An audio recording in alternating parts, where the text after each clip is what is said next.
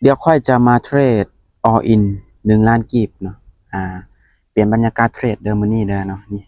อ่าบรรยากาศธรรมชาติล้วนๆเลยเนาะสำหรับในมื้อนี้เนาะเดี๋ยวจะมาเทรดตามอ่า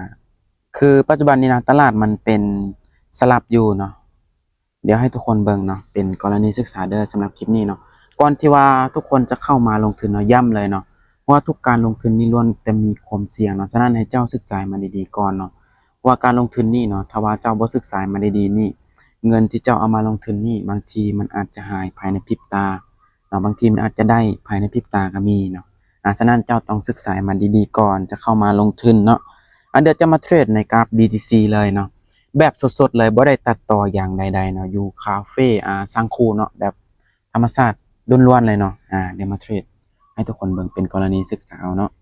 มาติดตามเบิ่งไปนำกันทุกคนใหม่1 ล้านเก็บของข่อยว่าจะวินบ่เนาะ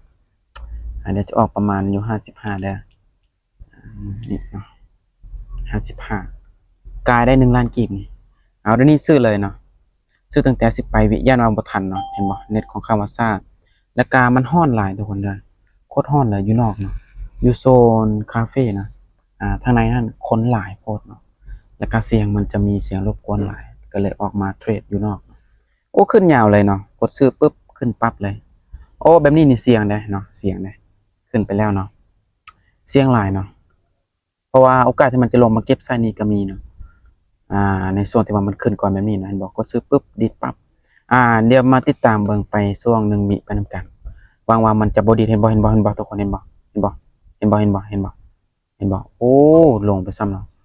ป้าเห็นบ่ทุกคนเว้าแล้วเนาะเว้าบ่ทันสุดความซ้ำมาแก้มือซะแก้มือทุกคนเด้อ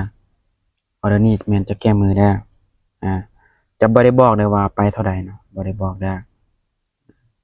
ถ้าว่าทุกคนอยากรู้ไปเบิ่งอยู่ใต้คอมเมนต์เนาะอยากรู้แล้วไปเบิ่งอยู่บนคอมเมนต์โอเควันนี้แม่นจะซื้ออีกเนาะบ่ยอมนะทุกคนเด้อบ่ยอมเนาะจะบ่ให้เบิ่งเด้อออกไปเท่าใดเนาะอยากรู้แล้วก็คอมเมนต์เบิ่งเนาะว่าค่อยออกไปเท่าใดเนาะค่อนข้างว่าออกหลายได้มาวันนี้นี่เสื่อมมั่นทุกคนเด้อขึ้นไปได้เนาะมันจะเกิดตามอดีตของมันก็คือเห็นบ่แดง2ในจุดนี้มันจะเกิดเป็นเขียว2เห็นบ่ขึ้นไปแล้วแบบงามๆอยากรู้บ่ว่าค่อยออกไปเท่าใด ทุกคนได้นี่เนาะนี่โอ้บรรยากาศงามๆเนาะเฮ้ยอย่าได้วินก่อนอย่าเวลาเบิดก่อนเบิดไว้โอเควินมาให้เบิ่งได้เอทายแม่ทุกคนคิดว่าเท่าใดนี่คิดว่าเท่าใดโอ้หลายได้ทุกคนเห็นบ่ไม่มั่นใจนะทุกคนเนาะทุกคนลองเทรดเบิ่งเนาะถ้าว่ามันทุกคนสังเกตเบิ่งเนาะอดีตของมันถ้ามันเคยเกิดเป็นครูเห็นบ่ มันจะเกิดเป็นคูนะตลาดคือกันเห็นบ่มันไปตามอดีตเห็นบ่มันเคยขึ้นสลับมันลงสลับแล้วเกิดเป็นคูเห็นบ่เกิดเป็นคูตามอดีตของมันเด้อทุกคนลองสังเกตเบิ่งเนาะตลาดปัจจุบันนี่นะมันจะไปตามอดีตของมันส่วนหลายนะฉะนั้นทุกคนลองเอาไปปรับใช้เบิ่งเนาะในจุดนี้เด้อ